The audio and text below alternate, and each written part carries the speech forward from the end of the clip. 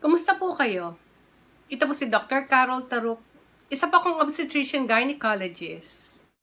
Ang topic natin, paghandaan ang menopause. Bakit ba kailangang paghandaan ang menopause? Sa stage ng menopause, maraming mararanasan ng isang babae na bago sa kanya. Para hindi ma-stress, mag-alala, mabigla, kailangan sapat ang kaalaman tungkol sa pwedeng maranasan sa panahon na to. Ang menopause ay isang stage sa buhay ng isang babae na kung saan maraming pagbabago ang mangyayari sa iyong katawan, maraming kakaiba sa iyong mararamdaman, at pati na rin sa iyong pag-iisip. Kung ang lifespan ng isang babae ay 80 years old pataas, 1/3 ng buhay ay nasa stage ng menopause. Ano bang ibig sabihin ng menopause? Sinasabing menopause na ang isang babae kung 12 months na siyang hindi nagre-regla. Bago mag-menopause, dadaan muna sa perimenopause. Ito ay 5 to 10 years bago mag-menopause. Bakit nga ba nagme-menopause ang isang babae?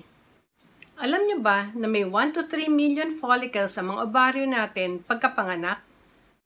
At pagdating ng puberty, ito ay 300,000 to 400,000 na lang. At pagdating ng menopause, ito ay less than 10,000 na lang. At sa dami ng mga follicles na to, mga 400 lang ang nahihinog at inilalabas ng ating ovaryo. Tuwing may isang mahihinog na itlog sa isang buwan, 1,000 dito ay natutunaw lang. Kaya pagdating ng perimenopause, yung 5 to 10 years bago mag-menopause, konti na lang yung itlog na nilalabas ng ating ovaryo. At hindi na ito buwan-buwan, kaya ang cycle ay irregular na. Pagdating ng menopause, wala nang itlog na nilalabas ang ating ovaryo.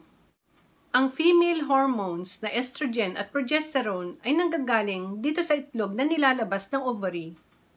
Pag wala nang nilalabas na itlog, mababa na rin ang level ng mga hormones natin. At kung sobrang baba na ang level ng estrogen o halos wala na, marami na magbabago sa ating katawan. Ano bang edad ng menopause? Pwede na mag-menopause between 40 to 60 years old. Pero ang average age ng menopause sa Amerika ay 51 years old at dito sa Pilipinas, 48 years old.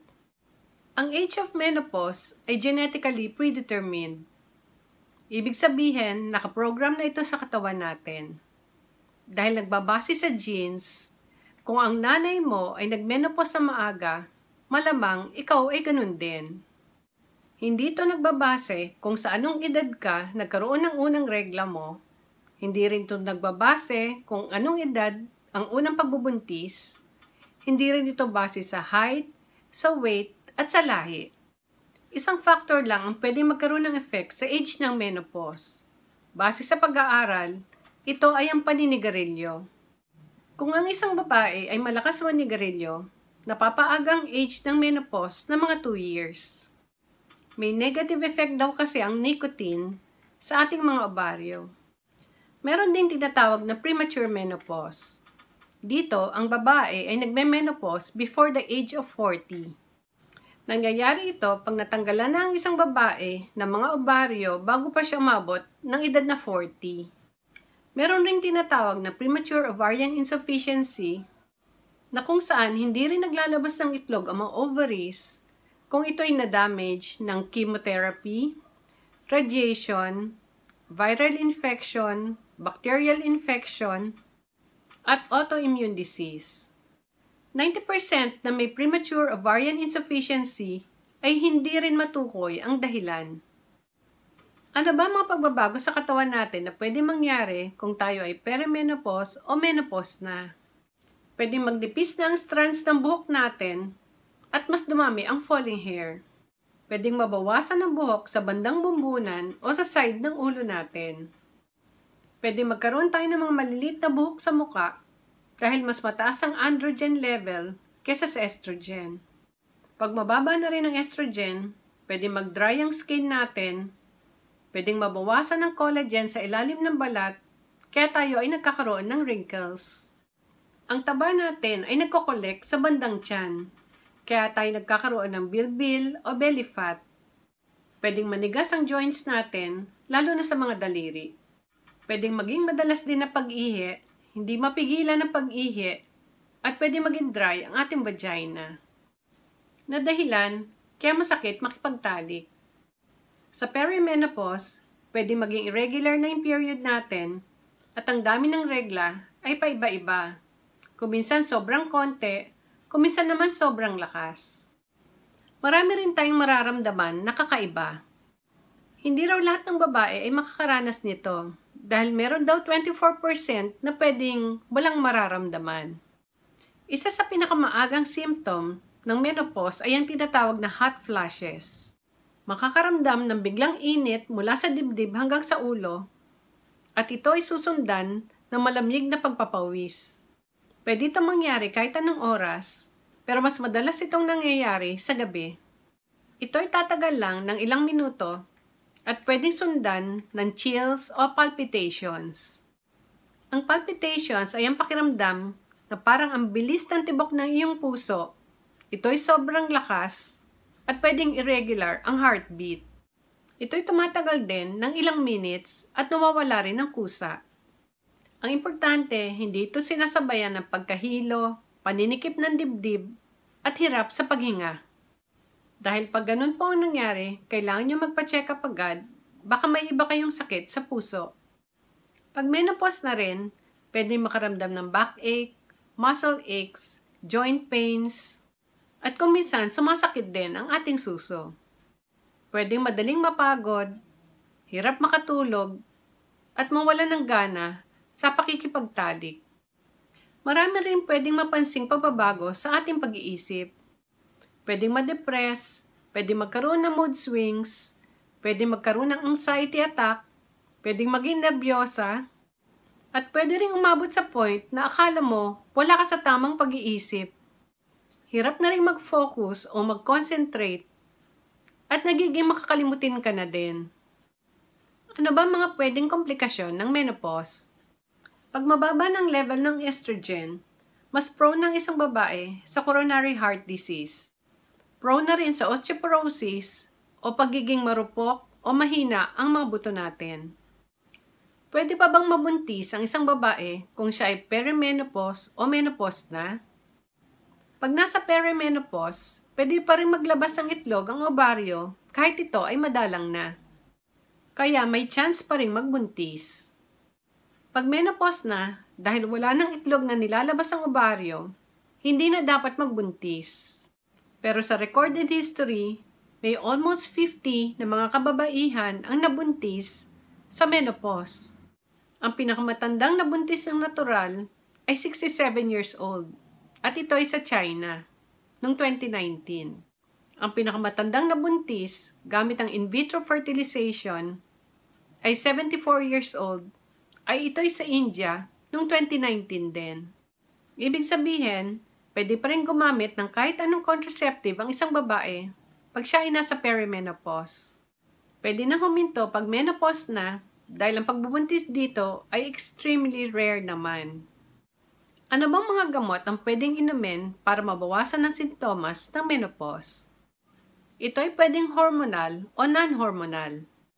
Dahil mababa ang hormones, pwede magbigay ng hormone replacement therapy. Pwede magbigay ng pure estrogen lang kung ang isang babae ay wala ng matres. Pwede itong pills, patch, or vaginal cream. Meron ding combined hormone therapy na may estrogen at progesterone kung ang babae ay may matres pa. Kailangan kasi ng progesterone para hindi kumapal ang lining ng matres at hindi magkaroon ng endometrial cancer. Bago mag-2002, madalas binibigay ang HRT. Lumabas ang resulta ng isang malaking pag-aaral sa Amerika, ang WHI study, na nagsasabing tumataas ang incidence ng breast cancer, cardiovascular disease at stroke sa mga babaeng gumagamit ng HRT. Kaya mula noon, ito binibigay na lang sa mga piling babae, yung mga low risk, at ang pag-inom nito ay hindi pang matagalan.